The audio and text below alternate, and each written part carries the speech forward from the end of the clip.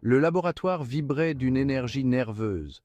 Les machines bourdonnaient, les lumières clignotaient, et chaque mouvement semblait empreint d'une tension palpable.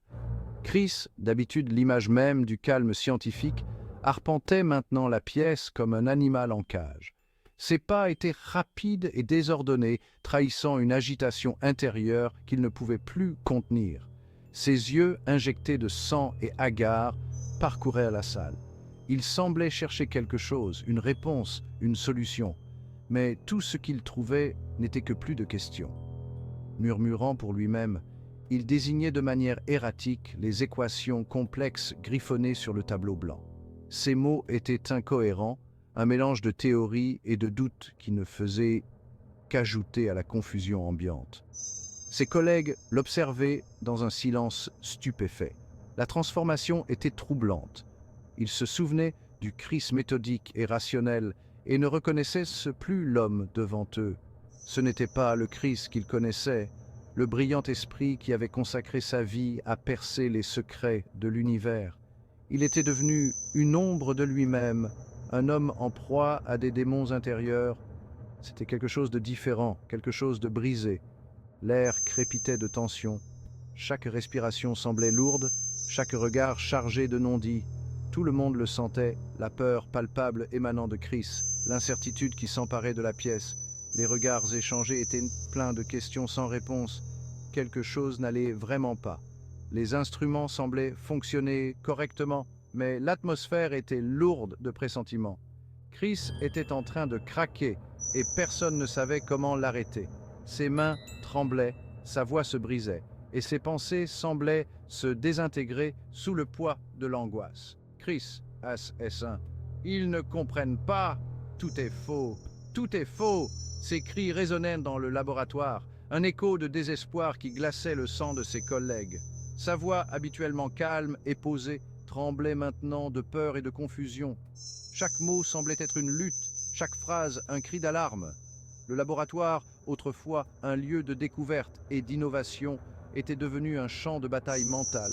Les idées s'entrechoquaient, les esprits étaient en guerre, et l'ordre avait cédé la place au chaos.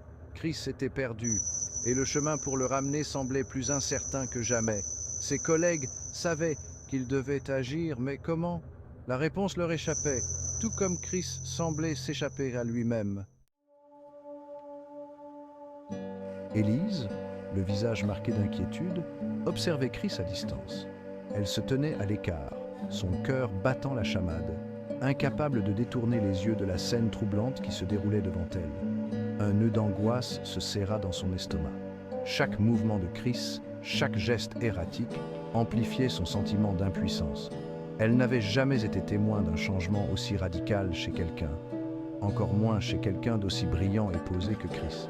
Son esprit, autrefois une forteresse de logique et de raison, semblait maintenant se désintégrer sous le poids d'une pression invisible.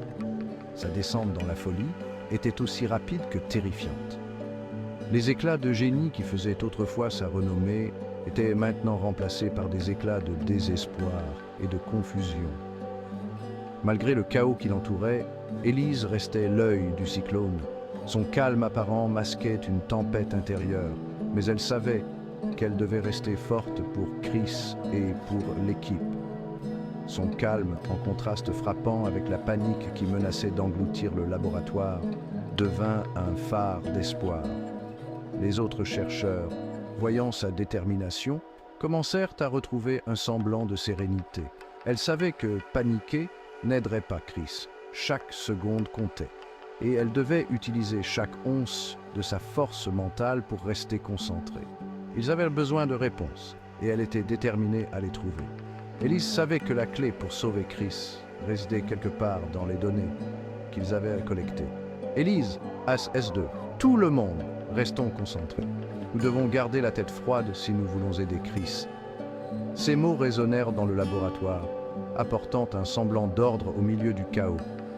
Doucement, elle commença à organiser le laboratoire, ses mouvements mesurés et précis. Chaque action était calculée, chaque décision prise avec soin. Elle dirigeait les autres chercheurs, sa voix douce mais ferme, les exhortant à garder leur calme.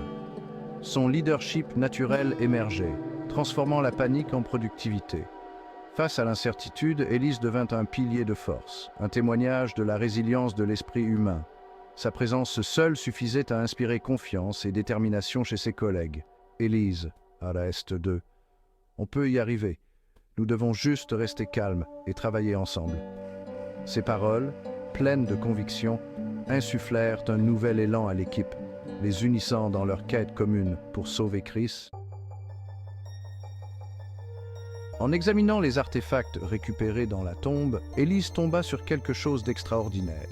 Elle avait passé des années à fouiller des sites archéologiques, mais jamais elle n'avait vu quelque chose d'aussi fascinant.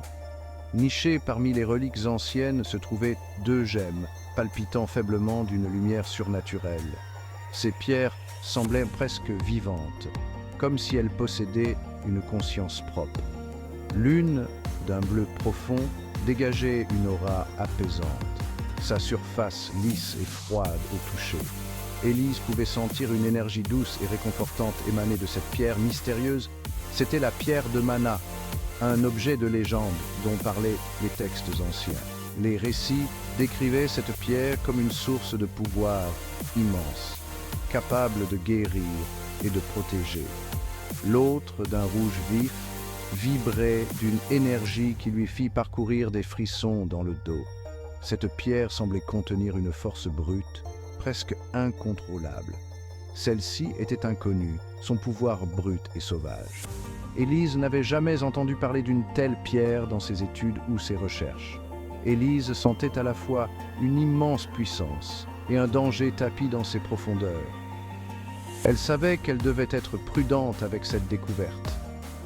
Ce n'étaient pas de simples babioles, c'étaient les clés d'un pouvoir au-delà de la compréhension humaine. Ces pierres pouvaient changer le cours de l'histoire. Élise, Assès-2. C'est incroyable.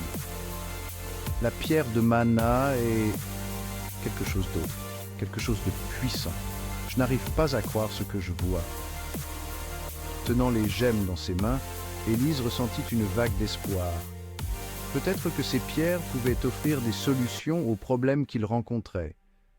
C'étaient peut-être les réponses qu'il cherchait. Les pierres semblaient contenir des secrets anciens, des connaissances perdues depuis des millénaires. Peut-être détenait-il la clé pour comprendre l'état de Chris et, plus important encore, trouver un remède. Élise savait que le temps était compté et que chaque seconde comptait. Élise, S2. Peut-être, juste peut-être, que cela peut nous aider à le sauver. Nous devons essayer. Nous n'avons rien à perdre et tout à gagner. Pendant ce temps, inconscients du tumulte qui régnait au laboratoire, Jun-Hyuk et Sarang partageaient une simple pizza. L'arôme du fromage fondu et du pepperoni emplissait l'air, un contraste réconfortant avec le poids de leurs récentes expériences. Pendant un bref instant, ils se sont autorisés à se détendre, à oublier les dangers qui se cachaient derrière leurs portes. Mais sous la surface de leur conversation décontractée, une discussion plus profonde se préparait. Comment fais-tu pour rester si calme, si serein, face à un tel pouvoir? Comment gères-tu le poids de tes propres capacités? Jun-Hyuk écoutait patiemment, son regard stable et rassurant. Il comprenait sa peur, sa confusion.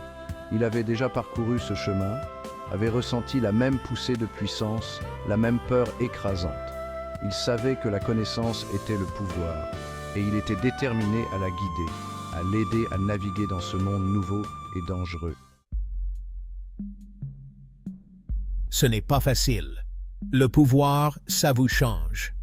Il vous pousse dans vos derniers retranchements, vous oblige à affronter vos peurs les plus profondes. Il regarda Sarang les yeux emplis de compréhension. Mais cela peut aussi être un don, un moyen de se protéger et de protéger ceux qui vous sont chers. Il parle de contrôle, de discipline, de l'importance de perfectionner ses capacités. Il a insisté sur la nécessité de l'équilibre, de la maîtrise du pouvoir sans se laisser consumer par lui. Il lui a assuré qu'elle n'était pas seule, qu'il serait là pour la guider à chaque étape. Les paroles de Jun-Hyuk étaient plus que de simples conseils. C'était une bouée de sauvetage. Il lui offrait une voie à suivre, un moyen de naviguer dans les eaux inconnues, de ses nouvelles capacités. Il est devenu son mentor, son confident, une lueur d'espoir dans un monde soudainement bouleversé. Alors que le soleil entamait sa lente descente, projetant de longues ombres sur la ville, Jun-hyuk raccompagna Sarang chez elle. Le poids de la journée pesait lourd entre eux, l'avenir incertain et chargé de dangers. La découverte des gemmes, la dépression soudaine de Chris, l'émergence des pouvoirs de Sarang, tout était lié, une toile emmêlée qu'il commençait à peine à démêler. Qu'est-ce que tout cela signifie, Jun-hyuk? Que va-t-il se passer? Jun-hyuk n'avait pas toutes les réponses, pas encore. Mais il savait une chose, ils étaient ensemble.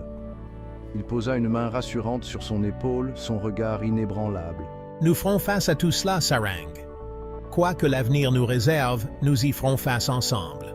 Le chemin qui les attendait était long et les dangers bien réels. Mais dans ce moment de vulnérabilité partagée, ils ont trouvé de la force l'un dans l'autre. Ils allaient affronter l'inconnu ensemble, animés par un but commun et une croyance inébranlable en la résilience de l'esprit humain.